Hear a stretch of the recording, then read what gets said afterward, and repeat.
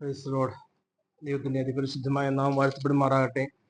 വീണ്ടും ഒരിക്കൽ കൂടെ നമുക്ക് ഇപ്രകാരം ഈ ബുധനാഴ്ച വൈകുന്നേരം കടന്നു വരുവാനും അല്പസമയം കർത്താവിന്റെ കൂടെ ആയിരിക്കാനും വചനം ശ്രദ്ധിപ്പാനും വചനം പഠിപ്പാനൊക്കെ നിങ്ങൾ കാണിക്കുന്ന ഈ സന്തോഷത്തെ, ഈ ഉത്സാഹത്തെ സ്വർഗത്തിലെ നീതിമാനായ ദൈവം പ്രതിഫലം നൽകട്ടെ എന്ന് പ്രാർത്ഥിക്കുന്നു. അല്പസമയം വളരെ ശ്രദ്ധയോടെ, പ്രത്യേകിച്ച് നമ്മുടെ മക്കള്, നിങ്ങൾ ഒരു അല്പസമയം ശ്രദ്ധയോടെ അങ്കിളിനെ കേട്ടിരിക്കണം. ഞാൻ നിങ്ങളോട് 4-ാമത്തെ അധ്യായം ഒന്ന് വായിച്ചിട്ട് വരണം എന്ന് ഞാൻ പറഞ്ഞു. കാരണം നമ്മൾ 4-ാമത്തെ അധ്യായം വേഴ്സ് ബൈ വേഴ്സ് അവിടെ ആയിട്ടല്ല പഠിക്കാനായിട്ട് പോകുന്നത്. കാരണം അതങ്ങനെ നമ്മളങ്ങനെ അതിനുവേണ്ടി അധിക സമയം ചെലവഴിക്കേണ്ട ആവശ്യമില്ല എന്നുള്ള ഒരു ചിന്ത എൻ്റെ മനസ്സിൽ വന്നത് കാരണം നമുക്കത് അറിയാവുന്ന ഭാഗമാണ്. ഞാനതൊന്ന് വേർതിരിച്ച് നിങ്ങൾക്ക് തരുമ്പോൾ പിന്നീട് നിങ്ങളത് വായിക്കുമ്പോൾ തന്നെ നിങ്ങൾക്കത് മനസ്സിലാവും. നിങ്ങൾ ആ വചനപുസ്തകമൊക്കെ ഒന്ന് തുറന്ന് നോക്കി റോമാലേഖനം 3:31 വാക്യത്തിൽ നാം വായിക്കുന്നത്, ആകയാൽ നാം വിശ്വാസത്താൽ ന്യായപ്രമാണത്തെ ദുർബലമാക്കുന്നവോ ഒരു നാളുമല്ല, ന്യായപ്രമാണത്തെ ഉറപ്പിക്കുകയത്രേ ചെയ്യുന്നത്. ഞാൻ പറഞ്ഞു, ഈ വാക്യം 4-ാം വാക്യവുമായി യോജിപ്പിക്കുന്ന ഒരു ട്രാൻസിഷൻ വേഴ്സ് ആണ്. നമുക്ക് 4-ാമത്തെ വാക്യത്തിലേക്ക് കടക്കുവാനായിട്ടുള്ള ഒരു വാക്യമാണ് അതിന്റെ 31-ാമത്തെ വാക്യം. ഇങ്ങനെ ഈ വാക്യത്തിലൂടെ 4-ാമത്തെ അധ്യായത്തെ അപ്പോസ്തലൻ ബന്ധിപ്പിക്കുകയാണ്. ഇവിടെ ഈ 4-ാമത്തെ അധ്യായത്തിൽ അപ്പോസ്തലനായ പൗലോസ് താൻ പറഞ്ഞു വരുന്ന ആശയത്തെ, അല്ലെങ്കിൽ ദൈവിക വ്യവസ്ഥയെ, ദൈവം വെച്ചിരിക്കുന്ന വ്യവസ്ഥയെ ഒന്ന് അരക്കിട്ടുറപ്പിക്കുകയാ. എങ്ങനെയാ? തിരുവെഴുത്തുകളിൻ പ്രകാരം പഴയ നിയമപുസ്തകത്തിലെ പ്രധാനപ്പെട്ട 2 വിശുദ്ധന്മാരുടെ കാര്യങ്ങൾ, വിശുദ്ധന്മാരെ കുറിച്ച് പ്രതിപാദിച്ച് 4-ാം അധ്യായത്തിൽ വിശ്വാസത്താലാണ് ഒരു വ്യക്തി, ഒരു പാപി നീതീകരിക്കപ്പെടുന്നത്. A sinner is justified by faith and faith alone. ഇതൊന്നുകൂടെ ഒന്ന് വ്യക്തമാക്കി തരികയാണ്. ഒരുപക്ഷെ രക്ഷിക്കപ്പെട്ട നമുക്കും ഈ ജീവിതയാത്രയിൽ എവിടെയെങ്കിലൊക്കെ വെച്ച് നമ്മൾ കേട്ടിട്ടുള്ള വചനം അല്ലെങ്കിൽ പ്രസംഗങ്ങൾ, പഠിപ്പീരുകളുടെയൊക്കെ ഇൻഫ്ലുവൻസ് കാരണം നമ്മുടെ ചിന്തയിലും ഒരുപക്ഷെ ഒരു വ്യതിയാനം, വ്യത്യസ്തത അല്ലെങ്കിൽ ഒരു ഡൗട്ട് ഉയർന്നിട്ടുണ്ടെങ്കിൽ ഇന്നത്തെ നമ്മുടെ ഈ കൂടിവരവ്, നമ്മൾ ഈ ഭാഗം ചിന്തിക്കുമ്പോൾ നമ്മളത് ക്ലിയർ ആക്കി തന്നെ പോകണം. ഹല്ലേലൂയ. 1 മുതൽ 8 വരെയുള്ള ആദ്യത്തെ 8 വാക്യങ്ങളിൽ നാം കഴിഞ്ഞ ആഴ്ച കണ്ടു,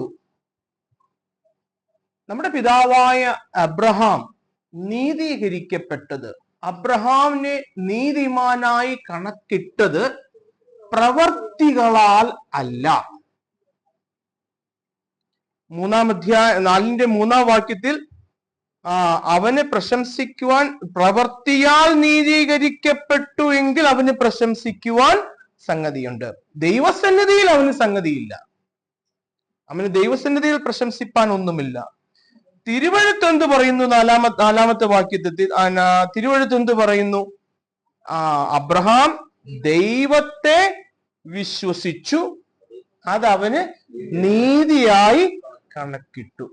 ഇതാ ദൈവത്തിന്റെ തിരുവചനം പറയുന്നത്. The word of God says Abraham believed and he was counted righteous. അതവന് നീതിയായി കണക്കിട്ടു, വേറെ ഒന്നിനാലുമല്ല. അതിനുശേഷം 6-7 വാക്യങ്ങളിലേക്ക് വരുമ്പോൾ ദാവീദിനെ കുറിച്ച് പറയുക. ദാവീദ് എന്താ പറയുന്നത്? ഹല്ലേലൂയ. 6-ാമത്തെ വാക്യത്തിൽ ദൈവം പ്രവൃത്തി കൂടാതെ നീതി കണക്കിടുന്ന മനുഷ്യന്റെ ഭാഗ്യം ദാവീദും വർണ്ണിക്കുന്നു. എങ്ങനെയാ ദൈവം നീതീകരിക്കുന്ന മനുഷ്യനെ? പ്രവൃത്തി കൂടാതെ നീതീകരിക്കുന്ന ദൈവത്തിന്റെ പ്രവൃത്തി കൂടാതെ മനുഷ്യനെ നീതീകരിക്കുന്ന, അല്ലെങ്കിൽ മനുഷ്യന്റെ ആ ഭാഗ്യത്തെ കുറിച്ച് ദാവീദും വർണ്ണിക്കുക. അത് 7-ാമത്തെ വാക്യത്തിൽ എന്താ പറയുന്നത്? അധർമ്മം മോചിച്ചും പാപം മറച്ചും കിട്ടിയവർ ഭാഗ്യവാന്മാർ. കർത്താവ് പാപം കണക്കിടാത്ത മനുഷ്യൻ ഭാഗ്യവാൻ. ഹല്ലേലൂയ. പ്രവൃത്തി കൂടാതെ നീതി കണക്കിടുന്ന മനുഷ്യന്റെ ഭാഗ്യം. 7-ാമത്തെ വാക്യത്തിൽ പറയുക, ദാവീദ് പറയുക, നമ്മളെ നീതീകരിക്കുമ്പോൾ നമ്മുടെ പാപത്തെ, മുൻകഴിഞ്ഞ പാപത്തെ മറയ്ക്കുന്നു, നമ്മെ നീതീകരിക്കുന്നു. ഹല്ലേലൂയ. ഒരു അഭക്തനെ നീതീകരിക്കുമ്പോൾ അവന്റെ പാപത്തെ പിറകിൽ എറിഞ്ഞു കളയുക മാത്രമല്ല, അവൻ നീതിമാനാണെന്നുള്ള ഒരു ടൈറ്റിലും കൂടി അവന് കൊടുക്കുകയാണ്. ഹല്ലേലൂയ. അതാ 7-ാമത്തെ വാക്യത്തിൽ, അധർമ്മം മോചിച്ചും പാപം മറച്ചും കിട്ടിയവൻ ഭാഗ്യവാൻ. കർത്താവ് പാപം കണക്കിടാത്ത മനുഷ്യൻ ഭാഗ്യവാൻ. ഹല്ലേലൂയ. ഹല്ലേലൂയ. എന്നിട്ട് 4-ാം അധ്യായത്തിന്റെ 9 മുതൽ 12 വരെയുള്ള വാക്യങ്ങളിൽ 1 മുതൽ 8 വരെ അബ്രഹാം പ്രവൃത്തിയാലല്ല നീതീകരിക്കപ്പെട്ടത് എന്ന് എഴുതിയിരിക്കുന്നു. 9 മുതൽ 12 വരെയുള്ള വാക്യങ്ങളിൽ അബ്രഹാം നീതീകരിക്കപ്പെട്ടത് പരിച്ഛേദനയാലും അല്ല. പരിച്ഛേദന എന്താന്നുള്ളതൊക്കെ നമുക്കറിയാം. ഇസ്രായേലിനോടുള്ള ബന്ധത്തിൽ പരിച്ഛേദന, ഇതൊക്കെ നമ്മൾ മുൻകഴിഞ്ഞ ക്ലാസ്സുകളിൽ നമ്മൾ ചിന്തിച്ചിട്ടുള്ളതാണ്. അതുകൊണ്ട് ഞാൻ അതിനെക്കുറിച്ച് അധികം എക്സ്പ്ലെയിൻ ചെയ്തില്ല. മുൻപോട്ട് പോയാൽ ഈ 9 മുതൽ 12 വരെയുള്ള വാക്യങ്ങളിൽ കാണുന്ന ഒരു പ്രധാന ചോദ്യം, അബ്രഹാം ആദ്യം നീതീകരിക്കപ്പെട്ടു. നമ്മള് അബ്രഹാമിനെ ഉൽപ്പത്തി പുസ്തകത്തിൽ കാണുമ്പോൾ അബ്രഹാം നീതീകരിക്കപ്പെടുന്നത് 15-ാം അധ്യായത്തിലാണ്. ഉൽപ്പത്തി പുസ്തകം അല്ലെ? ഉൽപ്പത്തി പുസ്തകം 15-ാം അധ്യായത്തിൽ അബ്രഹാമിന്റെ ആ ഭാഗം ഒന്ന് വായിച്ചാല് 15-ാം അധ്യായത്തിന്റെ 6-ാമത്തെ വാക്യത്തിൽ അവനോട് നിന്റെ സന്തതി ഇങ്ങനെയാകുമെന്നും അവനോട് കൽപ്പിച്ചു. അവൻ യഹോവയിൽ വിശ്വസിച്ചു, അത് അവന് നീതിയായി കണക്കിട്ടു. പിന്നീട് പറയുക, ഞാൻ ഈ ദേശത്തെ നിനക്ക് അവകാശമായി തരും. ഹല്ലേലൂയ. അതിന്റെ 1-ാമത്തെ വാക്യത്തിലേക്ക് വരുമ്പോൾ, ഞാൻ നിന്റെ പരിചയം നിന്റെ അതിമഹത്തായ പ്രതിഫലവുമാവുന്നു. ഹല്ലേലൂയ. അങ്ങനെ ആ ഭാഗത്ത് 15-ാം അധ്യായത്തിലാണ് ദൈവം, പ്രത്യേകം ശ്രദ്ധിക്കണേ മക്കള്, നിങ്ങൾ പ്രത്യേകം ശ്രദ്ധിച്ചിരിക്കണേ. ഉൽപ്പത്തി പുസ്തകം 15-ാം അധ്യായത്തിലാണ് അബ്രഹാമിനെ ദൈവം നീതീകരിക്കുന്നത്. എന്നാൽ അബ്രഹാമുമായി ദൈവം ചെയ്ത ഉടമ്പടിയുടെ അടയാളമായ പരിച്ഛേദന കിട്ടുന്നത് 17-ാം അധ്യായത്തിലാണ്. 17-ാം അധ്യായം നോക്കിക്കേ. 17-ാം അധ്യായത്തിലാ എന്താ ആ പരിച്ഛേദന അല്ലെ? നിങ്ങളിൽ പുരുഷപ്രജയൊക്കെയും പരിച്ഛേദന ഏൽക്കണം, നിങ്ങളുടെ അഗ്രചർമ്മം പരിച്ഛേദന ചെയ്യണം, അതെനിക്കും നിങ്ങൾക്കും മധ്യേയുള്ള നിയമത്തിന്റെ അടയാളമാകും. അപ്പോസ്തലൻ പറഞ്ഞു വരുന്നത് എന്താണെന്നറിയാമോ പ്രിയരെ? പരിച്ഛേദനയാലുമല്ല അബ്രഹാം നീതീകരിക്കപ്പെട്ടത്. കാരണം നീതീകരിച്ചതിന് ശേഷമാ അബ്രഹാമിന് ദൈവം പരിച്ഛേദന കൊടുക്കുന്നത്. ഞാൻ പറഞ്ഞു മനസ്സിലാവുന്നുണ്ടോ? പരിച്ഛേദനയാലുമല്ല. ഹല്ലേലൂയ. ഹല്ലേലൂയ. അപ്പൊ ഇവിടെ നമുക്ക് ചിന്തിച്ചേക്കാം, അപ്പൊ ബ്രദറെ, നീതീകരിച്ചതിന്റെ അടയാളമായിട്ട് അബ്രഹാമിന് പരിച്ഛേദന കൊടുത്തല്ലോ, അപ്പം എനിക്കും പരിച്ഛേദന വേണോ? ഇസ്രായേൽ ദൈവ മക്കൾക്കുള്ളത് പോലെ എനിക്കും പരിച്ഛേദന വേണോ? ശരിക്കും പരിച്ഛേദന എന്താന്ന് നമ്മൾ മുമ്പേ കണ്ടു. ഹൃദയത്തിന്റെ പരിച്ഛേദനയാണ്. ഹൃദയത്തിന്റെ അഗ്രചർമ്മമാണ് നാം നീക്കിക്കളയേണ്ടത്.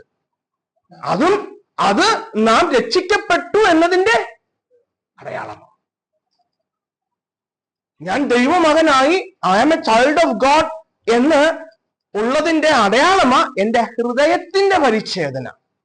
ഹല്ലേലൂയ. ശരീരത്തിലുള്ള പരിച്ഛേദനയല്ല, ഹൃദയത്തിന്റെ പരിച്ഛേദന. നമുക്കും ഒരു അടയാളമുണ്ട്, പക്ഷെ നമുക്കത് ശരീരത്തിലല്ല, നമ്മുടെ ഹൃദയത്തിലാണ്. ഇതാണ് 12 വരെയുള്ള വാക്യങ്ങളിൽ അപ്പോസ്തലൻ പറയുന്നത്. രണ്ടാമത്, പരിച്ഛേദനയാലുമല്ല അബ്രഹാം നീതീകരിക്കപ്പെട്ടത്, പ്രവൃത്തിയാലുമല്ല അബ്രഹാം എന്തുകൊണ്ട് പ്രവൃത്തിയാലുള്ള നീതീകരിക്കപ്പെട്ടത്? ദൈവം പറയുന്നു അബ്രഹാം ദൈവത്തെ വിശ്വസിച്ചു, അതവന് നീതിയായി. ആര് പറയുന്നു? തിരുവെഴുത്ത് പറയുന്നു. തിരുവെഴുത്ത് എന്ന് വെച്ചാൽ ആരാ? ദൈവം തന്നെ. ദൈവം പറയുക അബ്രഹാം നീതീകരിക്കപ്പെട്ട പ്രവൃത്തിയാലല്ല. എന്നിട്ട് 4-ാം അധ്യായത്തിന്റെ 13 മുതൽ 17 വരെയുള്ള വാക്യങ്ങളിലേക്ക് വരുമ്പോൾ അബ്രഹാം നീതീകരിക്കപ്പെട്ടത് ന്യായപ്രമാണത്താലുമല്ല. അതാണ് ആ ഭാഗത്ത് പറയുന്നത്. 13 മുതൽ 17 വരെയുള്ള വാക്യങ്ങളിൽ അബ്രഹാം നീതീകരിക്കപ്പെട്ടത് ന്യായപ്രമാണത്താലുമല്ല. പിന്നെയോ 4:13 വായിച്ചേ. ലോകാവകാശി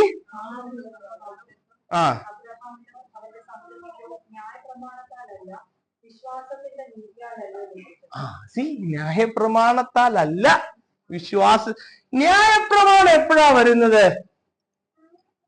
ന്യായപ്രമാണം നമുക്ക് വായിച്ചു നോക്കാം. ഗലാത്യ ലേഖനം നോക്കി. ഗലാത്യ ലേഖനം 3:17 വായിച്ച് കൃത്യമായ കണക്ക് അവിടെ പറയുന്നുണ്ട് എപ്പോഴാ ന്യായപ്രമാണം കടന്നു വരുന്നത് എന്നുള്ളത്. ഗലാത്യ ലേഖനം 3:17 വായിച്ചേ. ആ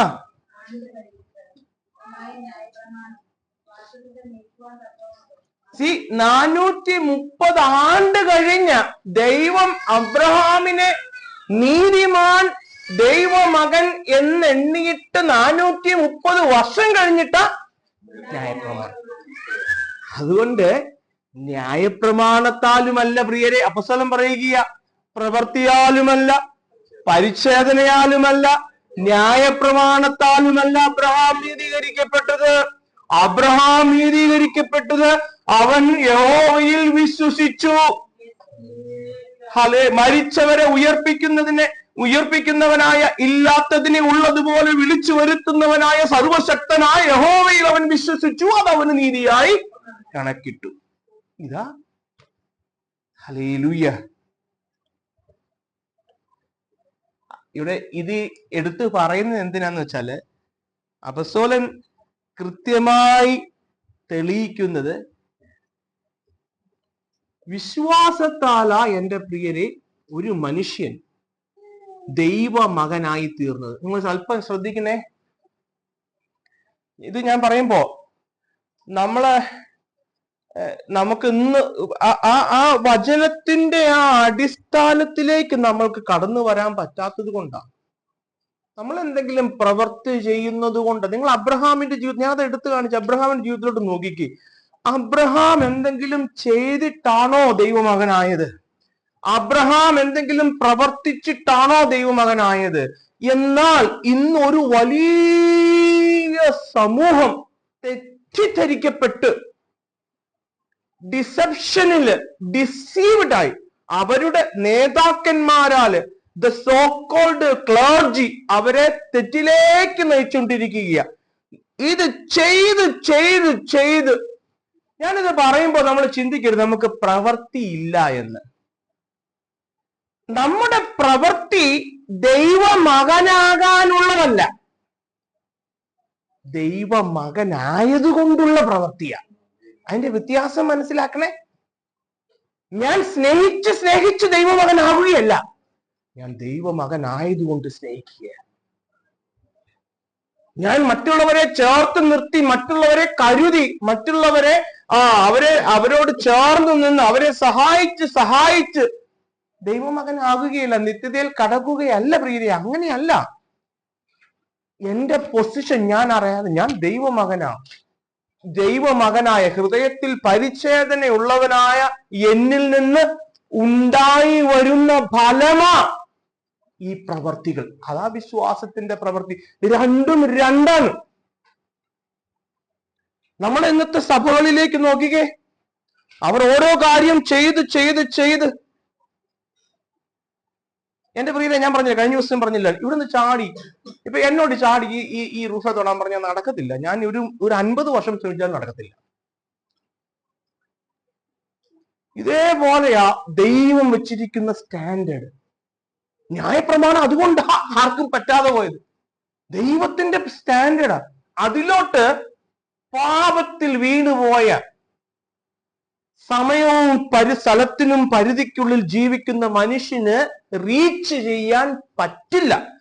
അതുകൊണ്ട് ആ ദൈവം സ്വന്തം പുത്രനെ നമുക്ക് പകരം കാൽവരിയിൽ യാഗമാക്കി നമുക്ക് ചെയ്യാൻ പറ്റാതിരുന്ന ദൈവത്തിന്റെ വ്യവസ്ഥയെ കർത്താവ് കാൽവരിയിൽ അതാ ന്യായപ്രമാണത്തെ നീക്കുവാനായിട്ടല്ല, ന്യായപ്രമാണത്തെ പൂർത്തീകരിപ്പാനായിട്ട്. അല്ലെ, ദൈവം വെച്ച ന്യായപ്രമാണത്തെ സാക്ഷാൽ നമ്മുടെ കർത്താവ് പൂർത്തീകരിച്ച് അത് വിശ്വസിക്കുന്ന ഞാൻ, ഹല്ലേലൂയ, അവനിലൂടെ തേജസ്സിൻ മുൻപാകെ നിൽപ്പാനായിട്ടുള്ള കൃപ ലഭിച്ചു. പ്രിയരെ, നമ്മൾ പ്രത്യേകിച്ച് മനസ്സിലാക്കണേ. കാരണം എനിക്ക് തിരിച്ചടിക്കാൻ പ്രമാണമില്ലാത്തത് ഞാൻ തിരിച്ചടിക്കാതെ സ്വർഗത്തിൽ പോകേണ്ടത് കൊണ്ടല്ല, ഞാൻ ദൈവമകനായതുകൊണ്ടാ. എനിക്ക് ഐ ഡോണ്ട് ഹാവ് അതിനുള്ള പ്രൊവിഷണൽ ടു റിറ്റാലിയേറ്റ്. ഹല്ലേലൂയ. രണ്ടും രണ്ടാ. അതാ നിങ്ങളെ സ്വർഗസ്ഥലങ്ങളിൽ ഇരുത്തിയിരിക്കുന്നു. നിങ്ങളൊരു വിശുദ്ധ ജനം. ഹല്ലേലൂയ. ക്രിസ്തുവിന്റെ സഹോദരന്മാർ. ഈ ഒരു പൊസിഷനാണ്. ഈ പൊസിഷനിൽ നിന്നുകൊണ്ട് വേണം നമ്മൾ ചെയ്യാനായിട്ട്. അല്ലാത്തത് തെറ്റാണ്, അങ്ങനെയല്ല. ഹല്ലേലൂയ. നിങ്ങൾക്കത് കൃത്യമായിട്ട് മനസ്സിലായെന്ന് ഞാൻ വിചാരിക്കും. നിങ്ങൾ ആ അബ്രഹാമിലേക്ക് നോക്കിക്കേ. അബ്രഹാം പ്രവൃത്തിയാലൊന്നും അല്ല നീതിമാനായത്. അബ്രഹാം പരിച്ഛേദന എന്ന പ്രവൃത്തി ചെയ്തുകൊണ്ടുമല്ല നീതിമാനായത്. അത് അബ്രഹാം ന്യായപ്രമാണം പൂർത്തി ചെയ്തല്ല നീതിമാനായത്. ന്യായപ്രമാണം വന്ന് അബ്രഹാം ജനിച്ച് മരിച്ച എത്രയോ നാൾക്ക് ശേഷം ന്യായപ്രമാണം വരുന്നു. അതിനു മുൻപേ അബ്രഹാമും ഇസഹാക്കും യാക്കോബും. ഹല്ലേലൂയ. അതുകൊണ്ട് ആ വിശ്വാസത്താലാ എന്റെ പ്രിയരെ, വിശ്വാസത്താലാ നാം ദൈവമക്കളാകുന്നത്. Hallelujah, hallelujah.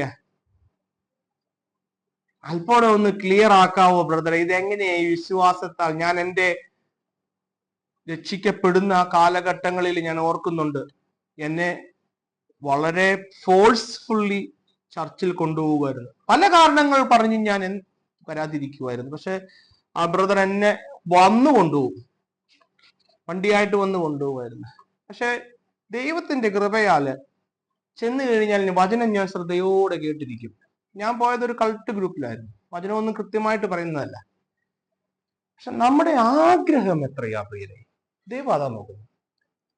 Do you have that desire? വചനം കേട്ടിരിക്കാനായിട്ട്, ഈ വചനം എന്തെന്ന് അറിയാനായിട്ടൊരു വാഞ്ചയുണ്ടോ? ദൈവം പ്രവർത്തിക്കും. ഹല്ലേലൂയ. എന്റെ പ്രിയരെ, ഞാൻ ഇന്ന് ഇവിടെ നിന്ന് നിങ്ങളോട് ഇങ്ങനെ വചനം പറയുമ്പോൾ എനിക്ക് വളരെ സ്റ്റേജ് ഫിയറും ഒക്കെ ഉള്ളത്. വേറൊരു കാര്യം പറഞ്ഞാൽ എനിക്ക് ഭയങ്കര, എന്റെ മനസ്സിലോട്ട് ആദ്യം വരുന്ന പേടിയായിരിക്കും. ഞാൻ ചിലപ്പോൾ ദൈവമേ, എന്തിനാ ദൈവം എന്നെ അങ്ങനെ വചനത്താൽ എന്നെ നിറച്ചത് ഇന്ന് നിങ്ങളോട് ഇങ്ങനെയൊക്കെ സംസാരിപ്പാനും, ഈ വചനം എനിക്ക് ദൈവം വെളിപ്പെടുത്തി തന്നിയ, എന്നോട് പങ്കുവച്ച ഈ ദൈവത്തിന്റെ മാറ്റമില്ലാത്ത വചനം നിങ്ങളോട് സംസാരിപ്പാൻ എത്രത്തോളം നിങ്ങൾ ആകാംക്ഷയോട് ഇതൊന്ന് അറിയണം എന്തെന്നുള്ളത്. ഈ റോമാലേഖനം പഠിക്കുമ്പോൾ ഞാൻ ഓർക്കുന്നുണ്ട്, ഓരോ ക്ലാസ് കഴിയുമ്പോൾ ഞാൻ കോളേജിൽ പോയിട്ട് 2:30 കോളേജ് കഴിഞ്ഞ് വന്നാൽ ഞാൻ വേഗം വരും അടുത്തത് എന്താണെന്ന് അറിയാനായിട്ട്. അടുത്ത ഭാഗത്ത് എന്താണ് ഈ പറയാൻ പോകുന്നത്? ഹല്ലേലൂയ. എന്നെ സമൂലം മാറ്റിയത് റോമാലേഖന പഠനമാണ്. എന്നില് രക്ഷയുടെ അനുഭവം കൊണ്ടുവന്നത്, ദൈവമകനാക്കിയത്, എന്റെ ഹൃദയത്തിന് പരിച്ഛേദന തന്നത് റോമാലേഖന പഠനമാണ്. ഹല്ലേലൂയ. ഇന്ന് നിങ്ങളോട് ഇത് ഷെയർ ചെയ്യുമ്പോൾ നിങ്ങൾക്കും ഈ ഒരു അനുഭവത്തിലേക്ക് കടന്നു വരണം പ്രിയരെ. ഹല്ലേലൂയ. ദൈവം നമ്മളെ സഹായിക്കട്ടെ. നിങ്ങൾക്ക് എത്രത്തോളം ആഗ്രഹമുണ്ട്, അതാണ് അതിന് ഇമ്പോർട്ടന്റ്. അപ്പൊ നമ്മള് 3 മുതൽ 4 അധ്യായത്തിന്റെ 1 മുതൽ 17 വരെയുള്ള വാക്യങ്ങൾ കാണുമ്പോൾ എന്തല്ല അബ്രഹാമിനെ നീതീകരിക്കാനായിട്ട് ദൈവം ഉപയോഗിക്കുന്നത്? അബ്രഹാമിന്റെ പ്രവൃത്തിയോ, അബ്രഹാമിന്റെ സർക്കംസിഷനോ, ദൈവത്തിന്റെ ന്യായപ്രമാണത്താലോ അല്ല. തുടർന്ന് എങ്ങനെയാണ് അബ്രഹാം നീതീകരിക്കപ്പെട്ടത് എന്നാണ് 17 മുതൽ 22 വരെയുള്ള ആ ഭാഗം നമുക്കൊന്ന് വായിച്ചിട്ട് ചിന്തിക്കാം. അല്പസമയം നമ്മൾ അവിടെ അല്പം നിൽക്കാനായിട്ട് ഉദ്ദേശിക്കുക. 17 മുതൽ 22 വരെ മരിച്ചവരെ ജീവിപ്പിക്കുകയും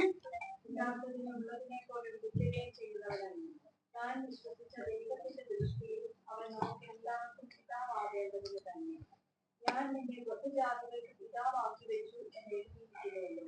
നിന്റെ സന്തതി വിപണ്ണമാകും എന്ന് അരുളി ചെയ്തിരുന്നത് പോലെ താൻ ബഹുജാതികൾക്ക് പിതാവാകും എന്ന് അവൻ ആശയ്ക്ക് വിരോധമായി ആശയോടെ വിശ്വസിച്ചു. അവൻ ഏകദേശം 100 വയസ്സുള്ളവനാകിയാൽ തന്റെ ശരീരം നിർജീവമായി പോയതും സാറയുടെ ഗർഭപാത്രത്തിന്റെ നിർജീവത്വം ഗ്രഹിച്ചിട്ടും വിശ്വാസത്തിൽ ക്ഷീണിച്ചില്ല. ദൈവത്തിന്റെ വാഗ്ദത്തങ്ങൾ അവിശ്വാസത്താൽ സംശയിക്കാതെ വിശ്വാസത്തിൽ ശക്തിപ്പെട്ട് ദൈവത്തിന് മഹത്വം കൊടുത്തു. അവൻ വാഗ്ദത്തം ചെയ്തത് പ്രവർത്തിപ്പാനും ശക്തൻ എന്ന് പൂർണ്ണമായി ഉറച്ചു. അതുകൊണ്ട് അത് അവന് നീതിയായി കാണും. അബ്രഹാം വിശ്വാസത്താൽ നീതീകരിക്കുക. അവൻ ദൈവത്തിൽ വിശ്വസിച്ചു, അത് അവന് നീതിയായി കണക്കിട്ടു. അപ്പൊ ഈ വായിച്ച 17 മുതൽ 22 വരെയുള്ള ആ വേദഭാഗത്തിന്റെ അടിസ്ഥാനത്തിൽ എന്താണ് അബ്രഹാമിന്റെ വിശ്വാസം? Do I have the same faith that Abraham had? അല്പം ഒന്ന് ചിന്തിച്ചിട്ട് നമുക്ക് അവസാനിപ്പിക്കാം. ഇവിടെ ഞാനത് അല്പം ഒന്ന് ചിന്തിക്കാം. നമ്മൾക്കും നമ്മുടെ വിശ്വാസം അങ്ങനെ തന്നെയാണോ എന്ന് നമുക്കൊന്ന് പരിശോധിക്കാമെന്ന് പറഞ്ഞതിന്റെ കാരണം, നമ്മുടെ ഇടയിൽ ഇന്ന് വളരെ പല നിലകളിലുള്ള വിശ്വാസത്തെ കുറിച്ചുള്ള അബദ്ധ ധാരണകളുണ്ട്, തെറ്റായ അണ്ടർസ്റ്റാൻഡിംഗ് ഉണ്ട്. നമുക്കൊന്ന് മാറി എന്താണ് വിശ്വാസം? എന്റെ പ്രിയരെ, ഇവിടെ പൗലോസ് അപ്പോസ്തലൻ, അല്പസമയം നിങ്ങൾ ഒന്ന് ശ്രദ്ധയോടെ ഇരിക്കണം, അല്ലെങ്കിൽ അതിന്റെ ആ കൃത്യമായ കാര്യം നിങ്ങൾക്ക് മനസ്സിലാകാതെ പോകും. ഇവിടെ അപ്പോസ്തലൻ ഈ 17 മുതൽ 22 വരെയുള്ള വാക്യങ്ങളിൽ ദ റീസണബിൾനെസ് ഓഫ് ഫെയ്ത്ത്, വിശ്വാസം എന്നുള്ളത് യുക്തിസഹമാണെന്ന, ദൈവത്തിന്റെ വചനം പഠിപ്പിക്കുന്ന വിശ്വാസം തീർച്ചയായിട്ടും വിശ്വാസം യുക്തിക്ക് അപ്പുറത്താണ്. യുക്തി എന്ന് വെച്ചാൽ നമ്മുടെ റീസൺ ചെയ്യാനായിട്ടുള്ള പവർ, അല്ലെ? ചിന്ത, അല്ലെങ്കിൽ നമുക്ക് യുക്തി എന്നുള്ളതിന് ആ മറ്റൊരു വാക്ക് എനിക്ക് കിട്ടുന്നില്ല. നമ്മുടെ ബുദ്ധിക്ക് കൊണ്ട് മനസ്സിലാക്കാൻ പറ്റുന്നതിന് അപ്പുറത്താണ്. പക്ഷെ ദൈവവചനം, അതായത് നമ്മുടെ ബൈബിൾ പഠിപ്പിക്കുന്ന വിശ്വാസം എന്നുള്ളത്, ബൈബിൾ നമ്മളോട് നമുക്ക് കാണിച്ചു തരുന്ന വിശ്വാസം എന്നുള്ളത് യുക്തിസഹമാണ്. യുക്തിസഹം എന്ന് വെച്ചാൽ ഈ അബ്രഹാമിന്റെ വിശ്വാസം 17-ാം അധ്യായം 17 മുതൽ 22 വരെയുള്ള വാക്യങ്ങൾ, ഇവിടെ അബ്രഹാമിന്റെ വിശ്വാസത്തെ കുറിച്ച് പറയുകയാണ്. ഇവിടെ പറയുന്ന അബ്രഹാമിന്റെ വിശ്വാസത്തിന്റെ ആധാരം എന്താ? വാട്ട് ഈസ് ദ അല്ലെങ്കിൽ ഈ അബ്രഹാം എന്താണ് വിശ്വസിച്ചത്? ദൈവം ചെയ്ത വാഗ്ദത്തെ അല്ലെങ്കിൽ ദൈവത്തെ അബ്രഹാം വിശ്വസിച്ചു. ഹല്ലേലൂയ. കാരണം ഞാൻ പറയുന്നതിന്റെ യുക്തിസഹമാണെന്ന് പറയാൻ കാരണം, ഈ ബൈബിൾ പഠിപ്പിക്കുന്ന വിശ്വാസം എന്നുള്ളത് ഒരു പോസിറ്റീവ് തിങ്കിങ് അല്ല. പോസിറ്റീവ് തിങ്കിങ് എന്താ മനസ്സിലായോ? നമ്മള് HR ഡെവലപ്മെന്റിന്റെ ഒക്കെ ക്ലാസ്സിന് പോയിരുന്നാല് പോസിറ്റീവ് തിങ്കിങ് ഉണ്ട്. ഇന്ന് നമ്മൾ പുൾപിറ്റിൽ കേൾക്കുന്ന പല ടോക്കുകളും അല്ലെങ്കിൽ പല പ്രസംഗങ്ങളും പോസിറ്റീവ് തിങ്കിങ് ആണ്. എല്ലാം ശരിയാകും, അല്ലെങ്കിൽ അത് നടന്നു എന്നങ്ങ് വിശ്വസിച്ചേറ്റെടുക്കുക. അങ്ങനെയൊക്കെ കേട്ടിട്ടില്ലേ?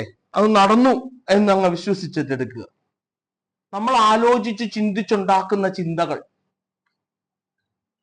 അത് ശരിയാകുമെന്നങ്ങ് ഉറച്ചങ്ങ് വിശ്വസിക്കുക, അല്ലെ?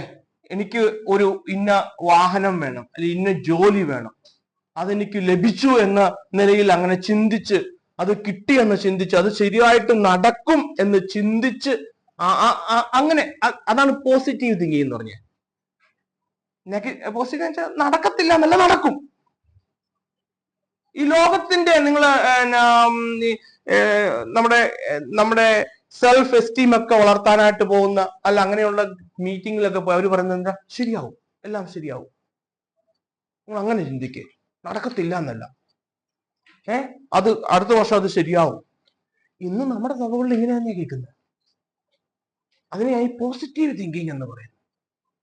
ഹല്ലേലൂയ. ഇവിടെ എന്നാൽ വേദപുസ്തകം, നമ്മുടെ ബൈബിള് പഠിപ്പിക്കുന്ന വിശ്വാസം എന്നത് ഈ ഞാൻ കഴിഞ്ഞ ആഴ്ചയിലും പറഞ്ഞു, ആര് വിശ്വസിക്കുന്നു എന്നതിനെ അപേക്ഷിച്ചല്ല, ആരെ നാം വിശ്വസിക്കുന്നു എന്നതിനെ അടിസ്ഥാനപ്പെടുത്തിയായിരിക്കുന്നത്. അബ്രഹാം വിശ്വസിച്ചത് ആരെയാ?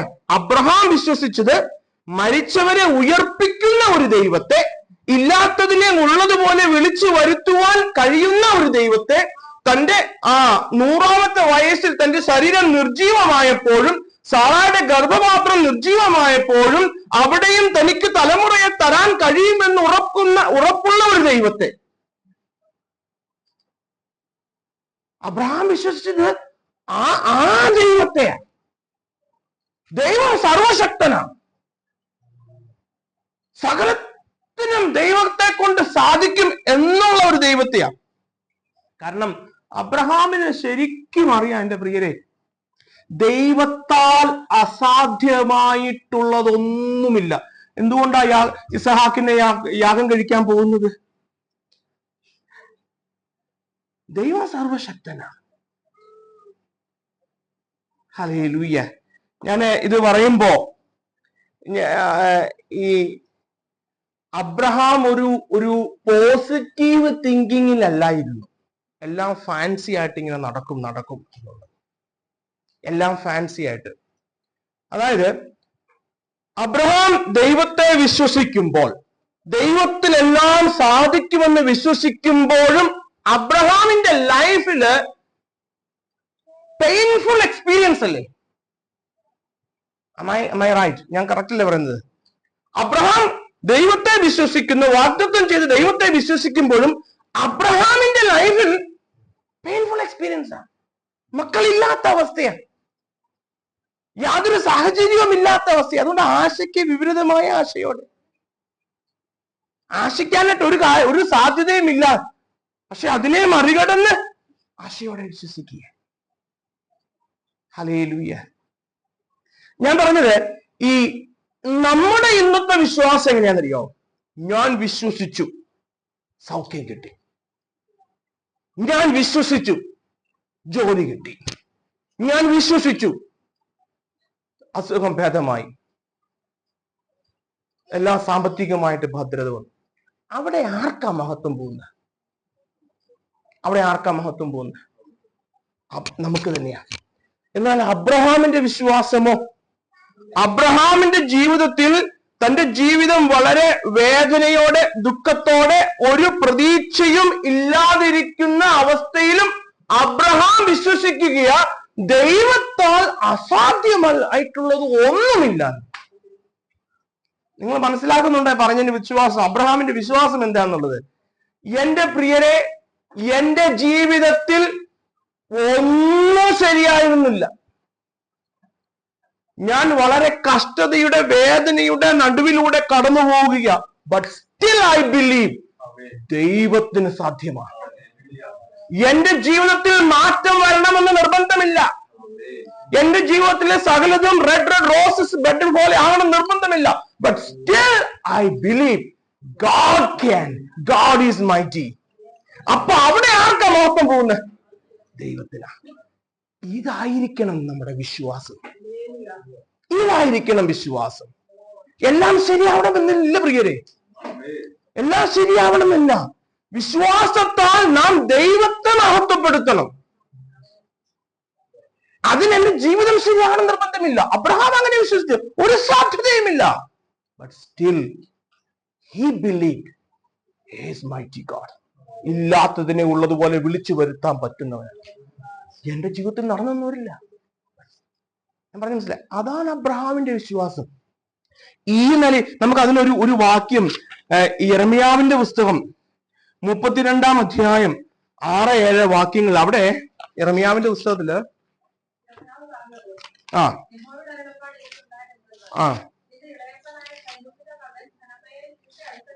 ആ അവിടെ എന്തെങ്കിലും വാങ്ങിക്കുന്ന ഒരു കാര്യത്തെ കുറിച്ചാണ് പറയുന്നത്.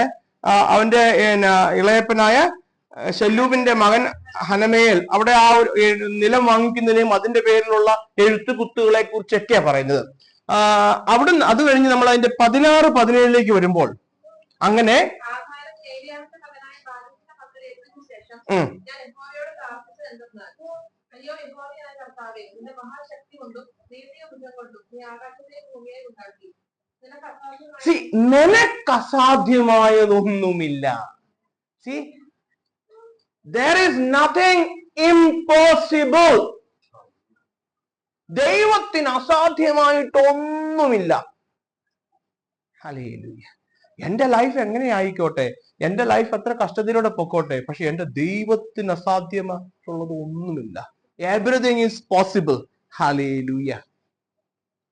ഒരു സാധ്യതയും ഇല്ലാതിരിക്കുന്ന സമയത്ത് അബ്രഹാം സൃഷ്ടിക്കുന്ന ദൈവത്തെ വിശ്വസിക്കുകയാ.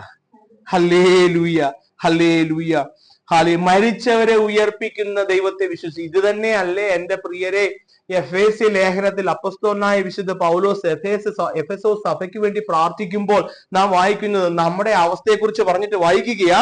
എഫെസോസിലെ ലേഖനം 1:18 മുതൽ 20 വായിച്ചാല്, അവന്റെ വിളിയാലുള്ള അങ്ങനെ നിങ്ങളുടെ ഹൃദയദൃഷ്ടി പ്രകാശിപ്പിച്ചിട്ട്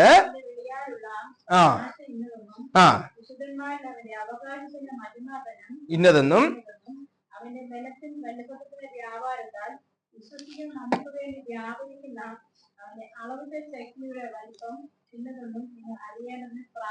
അങ്ങനെ അവൻ ക്രിസ്തുവിലും വ്യാപരിച്ച് അവനെ മരിച്ചവരുടെ ഇടയിൽ നിന്ന് മരിച്ചവരുടെ ഇടയിൽ നിന്ന് ഉയർപ്പിച്ച ക്രിസ്തുവിനെ കുറിച്ച് അപ്പസ്തലൻ പറയുമ്പോൾ 2-ാം അധ്യായത്തിലേക്ക് വരുമ്പോൾ അത് ക്രിസ്തുവിൽ മാത്രം ഒതുങ്ങി നിൽക്കുന്നതല്ല. 2-ാം അധ്യായത്തിന്റെ 1-ാം വാക്യം വായിച്ച സിസ്റ്ററെ, അതിക്രമങ്ങളാലും പാപങ്ങളാലും മരിച്ചവരായിരുന്ന നിങ്ങളെയും അവൻ ഉയർപ്പിച്ചു. ക്രിസ്തുവിനെ മരിച്ചവരുടെ ഇടയിൽ നിന്ന് ഉയർപ്പിച്ച അതേ ആത്മാവിനാൽ ഉയർപ്പിക്കപ്പെട്ട ദൈവജനമേ, നമ്മളും ആ ഉയർപ്പിക്കുന്ന ദൈവത്തിന്റെ ശക്തിയുടെ അനുഭവിക്കുന്നവരല്ലേ. നമ്മളും മരിച്ചവരല്ലേ. നമ്മളും പാപത്തിന് മരിച്ചവരല്ലായിരുന്നോ? We were also sinners. Hallelujah. നമുക്ക് തന്നെ ജീവിക്കാൻ പറ്റാത്ത അവസ്ഥയിലായിരുന്നു എന്റെ പ്രിയരെ. ഞാനിത് പറയുമ്പോ എത്ര പേർക്ക് അത് അനുഭവിക്കാൻ, അല്ലെങ്കിൽ അത് എത്ര പേർക്ക് അത് ഫീൽ ചെയ്യാൻ പറ്റുന്നു? നമുക്ക് അത് നമ്മൾ ഈ ഒരു അവസ്ഥയിൽ ഇരിക്കുന്നത് കൊണ്ടാണ് നമുക്കറിയാൻ മേലാത്തത്. Hallelujah, hallelujah, hallelujah. എന്റെ പ്രിയരെ, വിശ്വാസത്താൽ ഞാൻ എന്റെ ജീവിതത്തിലേക്ക് വെച്ച് പറയുമ്പോൾ, ഞാൻ ഇവിടെ ഇപ്പൊ ഈ ഖത്തറിലവിടെ നിൽക്കുമ്പോൾ എന്റെ ജീവിതത്തിലൊന്നും എല്ലാം നല്ല നല്ല കാര്യങ്ങളൊന്നും അല്ലായിരുന്നു എന്റെ പ്രിയരെ. വളരെ ലോകം നോക്കുമ്പോൾ I am a failure, utter ഫെയിലിയറാണ്. കാരണം ഞാൻ ഏത് അവസ്ഥയിൽ നിന്നാണ് ദൈവം എന്നെ ഈ ഒരു അവസ്ഥയിലേക്ക് കൊണ്ടുവന്നത്? ലോകം നോക്കുമ്പോൾ ഒരു ഫെയിലിയറാണ്. ഹല്ലേലൂയ. പക്ഷെ ദൈവത്തിന്റെ വിശ്വസ്തതയ്ക്കും ദൈവത്തിന്റെ സ്നേഹത്തിനും ദൈവത്തിന്റെ കരുതലിനും ഒരു മാറ്റവുമില്ല. ബൈ ഗ്രേസ് ഓഫ് ഗോഡ്, ദൈവത്തിന്റെ കൃപയാൽ, എന്റെ ബലം കൊണ്ടുള്ള ദൈവത്തിന്റെ കൃപയാൽ, I have the grace to still believe that he is mighty. ദൈവം ശക്തമാണ്. ഹല്ലേലൂയ. അവൻ മരിച്ചവരെ ഉയർപ്പിക്കുന്നവനാണ്. അവൻ ഇല്ലാത്തതിനെ ഉള്ളതുപോലെ വിളിച്ചു വരുത്തുന്നവനാണ്. Hallelujah, hallelujah. ഞാൻ ഓർക്കുന്നുണ്ട്, ഒമാനിൽ വെച്ച് ഞാന് ഒരു കൂട്ടായ്മ ദൈവമേ തരണമേ തരണമേ എന്ന് പ്രാർത്ഥിക്കുമായിരുന്നു. കൂട്ടായ്മയ്ക്കുള്ള റൂം ഒരുക്കി, വീടെടുത്ത്, കൂട്ടായ്മയ്ക്കുള്ള പായെടുത്ത്, AC വെച്ചു, റൂം പുൾപിറ്റ് വാങ്ങിച്ചു, മൈക്ക് വാങ്ങിച്ചു, സെറ്റ് വാങ്ങിച്ചു, ചെയർ വാങ്ങിച്ചു, പാട്ടുപുസ്തകം വാങ്ങിച്ചു, എല്ലാം വാങ്ങിച്ച് റെഡി ആയിട്ടിരിക്കുക. ആളുകളില്ലാതിരുന്ന അവസ്ഥയുണ്ടായിരുന്നു. ഒറ്റ ആളും വന്നില്ല. ഞാനും എൻ്റെ കുടുംബവും എൻ്റെ മക്കളും എൻ്റെ ജീവിത പങ്കാളി ഞങ്ങൾ മാത്രം ഇരുന്ന് ആരാധിക്കുമായിരുന്നു. ഞങ്ങൾ അവിടുന്ന് പോരുന്നതിന് മുൻപ് ദൈവം 1-2 സഹോദരന്മാർ 2-3 ആഴ്ചയൊക്കെ വന്നു. പിന്നെ അവരും വന്നില്ല. ഹല്ലേലൂയ. അങ്ങനെ ഇരിക്കുന്ന അവസ്ഥയിലാണ് ദൈവം ഞങ്ങളെ അവിടുന്ന്. പക്ഷെ ദൈവം ഞാൻ ഈ ഖത്തറിൽ വന്നപ്പോ എനിക്ക് ഒരു ഒടുക്കമില്ല, ഒരു പാട്ടുപുസ്തകം ഇല്ലായിരുന്നു, ഒരു മൈക്കില്ലായിരുന്നു, ഒന്നുമില്ല. പക്ഷെ ദൈവം ഇവിടെ ഒരു കൂട്ടായ്മയായിരിക്കും. ദൈവം എത്ര വിശ്വസ്തനാ. ഹല്ലേലൂയ. നമ്മുടെ വഴികളൊന്നും നമ്മൾ ചിന്തിക്കുന്നത് പോലെയൊന്നും അല്ല എന്റെ പ്രിയരെ. സാമ്പത്തികമായിട്ടും നമ്മൾ മറ്റുള്ള ജനം നോക്കുമ്പോൾ നമ്മൾ അല്പമൊക്കെ ഒന്ന് ഇടുങ്ങിയതും ഒക്കെ അവസ്ഥയിലായിരിക്കുന്ന. പക്ഷെ ദൈവം തന്റെ പ്രവൃത്തി അവന്റെ ധനത്തിനൊത്തവണ്ണം ചെയ്യും. Hallelujah, hallelujah, hallelujah. നമ്മൾ നമുക്ക് ആ ഒരു വിശ്വാസം വേണം പ്രിയരെ. അല്ലാതെ എല്ലാം നന്നായി വരുമ്പോൾ മാത്രമല്ല. അതുകൊണ്ട് അപ്പോസ്തലൻ എനിക്ക് ഉയർന്നിരിപ്പാനും താഴ്ന്നിരിപ്പാനും താഴ്ചയിലിരിപ്പാനും കഴിയും. രണ്ട് സമയത്ത് നമുക്ക് നന്ദി ദൈവമേ, I still believe in you. അവിടെയാണ് നമ്മുടെ വിശ്വാസത്തിന്റെ ഉറപ്പ്. വിശ്വാസം എന്ന പ്രത്യാശ എന്ന നങ്കൂരത്തിൽ നാം ഉറച്ചിരിക്കുന്നു എന്ന് നാം തെളിയിക്കേണ്ടത് പ്രിയരെ. Hallelujah, hallelujah, hallelujah. അല്ലാതെ ഞാൻ എല്ലാം ശരിയാവും ചില ദൈവാസമൻ പറയുന്ന പോലെ ഇപ്പോൾ ഒരു ബ്രാക്കറ്റ് പീരീഡ് ആണ്. ബ്രാക്കറ്റ് കേട്ടിട്ടില്ല അങ്ങനെ? ബ്രദറെ, ഇപ്പൊ ബ്രദറിന്റെ ജീവിതത്തിൽ ഒരു ബ്രാക്കറ്റ് പീരീഡ്. കുറച്ച് കഴിയുമ്പോൾ ഇൻവേർട്ടഡ് കോമയാവും, കുറച്ച് കഴിയുമ്പോൾ പിന്നെ കോമയാവും, ഫുൾ സ്റ്റോപ്പ് ആവും. I don't know what kind of ഇത് എവിടെ വായിച്ചിട്ടുണ്ടോ ബ്രാക്കറ്റ് പീരീഡ്? അങ്ങനെയൊന്നും അല്ല. എന്നോട് പറഞ്ഞിട്ടുള്ള പ്രവചനങ്ങൾ തണുപ്പുള്ള ദേശത്തേക്ക് അയക്കുന്നു, മഞ്ഞു മൂടിയ ദേശത്തേക്ക് അയക്കുന്നു. ഞാൻ കഴിഞ്ഞ ദിവസം പിന്നോട് ഞങ്ങൾ തണുപ്പുള്ള ദേശത്ത് പോകാനായിട്ട് പ്രാർത്ഥിച്ചിരുന്നു. ഈ ഖത്തറിന്റെ ഇവിടെ എന്നെ കൊണ്ടുവന്നത്. ഹല്ലേലൂയ. ദൈവവചനം എന്ത് പറയുന്നു? ഞാൻ പറഞ്ഞത് ആരെന്ത് പറഞ്ഞാലും എന്റെ പ്രിയരെ, നിങ്ങള് ആത്മാർത്ഥമായി പ്രാർത്ഥിച്ചൊരുങ്ങി ദൈവസന്നിധിയിൽ ദൈവശബ്ദം കേൾക്കണമെന്നുള്ള ആഗ്രഹത്തോടെ ഇരുന്നാൽ ദൈവം തീർച്ചയായിട്ടും സംസാരിക്കും. തീർച്ചയായിട്ടും സംസാരിക്കും. ചിലപ്പോ ഒരു ഗാനത്തിലൂടെ സംസാരിക്കും. ഒരു ഷോർട്ട് വൺ ലൈൻ എഴുതി ആരെങ്കിലും നിങ്ങൾക്ക് സെൻഡ് ചെയ്യുന്നൊരു മെസ്സേജിലൂടെ നിങ്ങൾ സംസാരിക്കും. അല്ലേ? അങ്ങനെയാ വചനം അപ്പമായി മാറുന്നത്. അങ്ങനെയാ എന്റെ ബുദ്ധിമുട്ടിന്റെ സമയത്ത് നാം വായിക്കുന്ന ഒരു വചനം നമുക്ക് ആശ്വാസമായി. വിശന്നിരിക്കുന്നവൻ ആശ്വാസം ആഹാരമാണെങ്കിൽ കഷ്ടതയുടെ ബുദ്ധിമുട്ടിന്റെ സമയത്തിരിക്കുന്ന നമുക്ക് ആശ്വാസം ദൈവം. അത് നമുക്ക് ആഹാരമല്ലേ? ഹല്ലേലൂയ. തീർച്ചയായിട്ടും ദൈവം നമ്മളോട് സംസാരിക്കും പ്രിയരെ. എന്റെ പ്രിയരെ, ദൈവം നിങ്ങളോട് സംസാരിച്ചിട്ടുണ്ടെങ്കിൽ മാത്രമേ എന്തിനും ഒരു സ്റ്റെപ്പ് എടുക്കാവൂ. വേറെ ആര് പറഞ്ഞെന്ന് പറയും. നമ്മൾ ആരെയും ഞാൻ അവഗണിക്കണമെന്നോ തള്ളണമെന്നോ അല്ല പറയുന്നത്. അവര് പറഞ്ഞിട്ട് പ്രാർത്ഥിക്കുക, ദൈവം ചെയ്യണമെങ്കിൽ ചെയ്യട്ടെ. ഹല്ലേലൂയ. മറ്റൊരു ദൈവം നമ്മളോട് പേഴ്സണലായിട്ട് സംസാരിക്കണം. ഹല്ലേലൂയ. അവരോട് സംസാരിക്കുന്നത് പോലെ നമ്മളോട് സംസാരിക്കും പ്രിയരെ. ഹല്ലേലൂയ. നമുക്കത് ആ ഒരു റിലേഷൻഷിപ്പ് ഉണ്ടായാൽ മതി. ദൈവത്തിന്റെ ആ ഒരു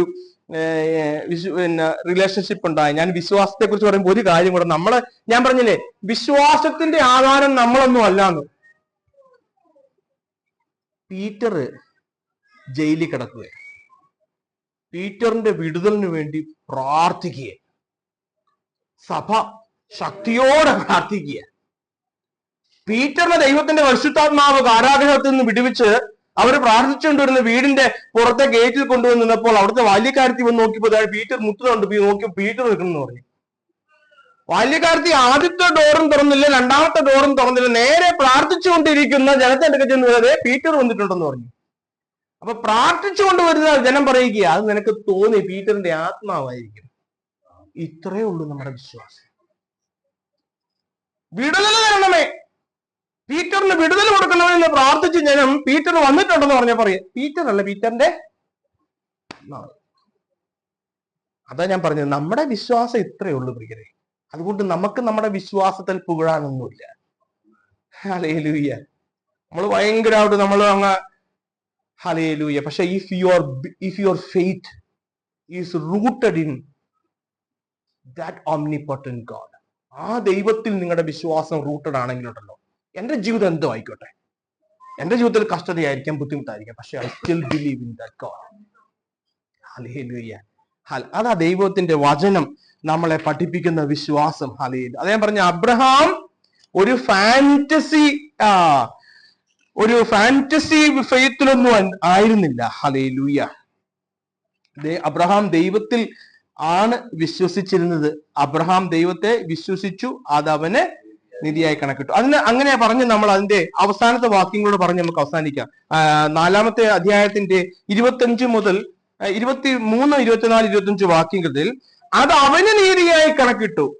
അവന് കണക്കിട്ടെന്ന് എഴുതിയിരിക്കുമ്പോൾ അവനെ വിചാരിച്ചു മാത്രമല്ല, നമ്മെ വിചാരിച്ചും കൂടിയാണ്.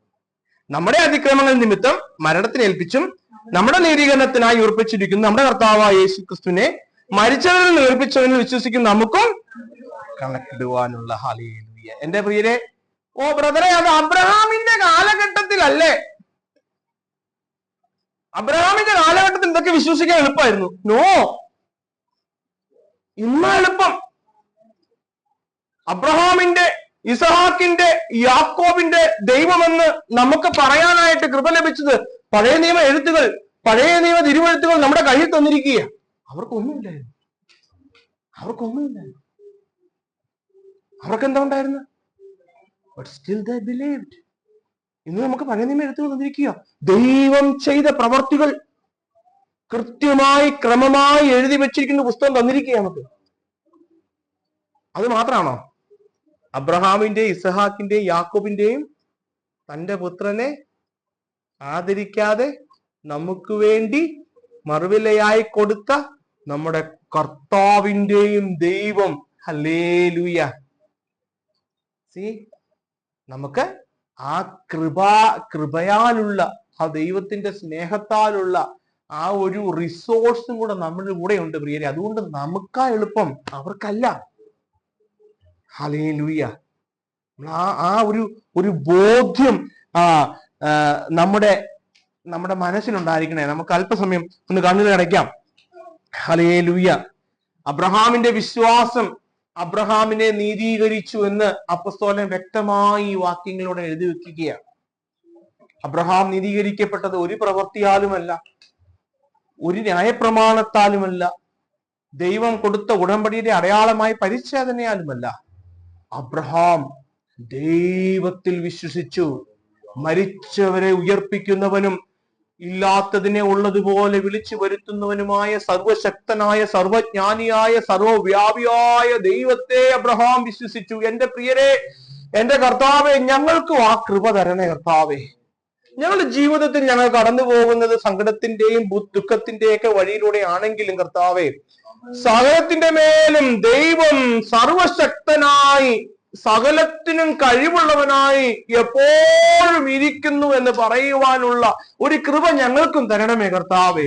ഞങ്ങളുടെ ജീവിതത്തിലേക്ക് നോക്കിയല്ല അപ്പ, ഞങ്ങൾക്ക് ദൈവത്തിലേക്ക് നോക്കി ദൈവത്തിന്റെ മഹത്വം കാണാൻ, ദൈവത്തിന്റെ സർവശക്തനെന്ന് ഞങ്ങൾക്ക് മനസ്സിലാക്കി ആ ദൈവത്തിന് ഞങ്ങളുടെ വിഷമഘട്ടത്തിലും ദൈവത്തിൽ വിശ്വസിച്ചുകൊണ്ട് ദൈവത്തിന് മഹത്വം കൊടുക്കാൻ ഇന്ന് രാത്രി ഞങ്ങൾക്ക് കൃപ തരണേ കർത്താവേ. ഞങ്ങൾ ഇവിടുന്ന് തിരികെ മടങ്ങി പോകുമ്പോൾ ആ നിലയിൽ ഞങ്ങളുടെ വിശ്വാസത്തെ ഒന്ന് ഉറപ്പിക്കണമേ എന്ന് ഞങ്ങൾ പ്രാർത്ഥിക്കുന്നു കർത്താവേ. ഞങ്ങളുടെ വിശ്വാസത്തെ ഒന്ന് ഉറപ്പിക്കുവാൻ ഞങ്ങൾക്ക് കൃപ തരണമേ.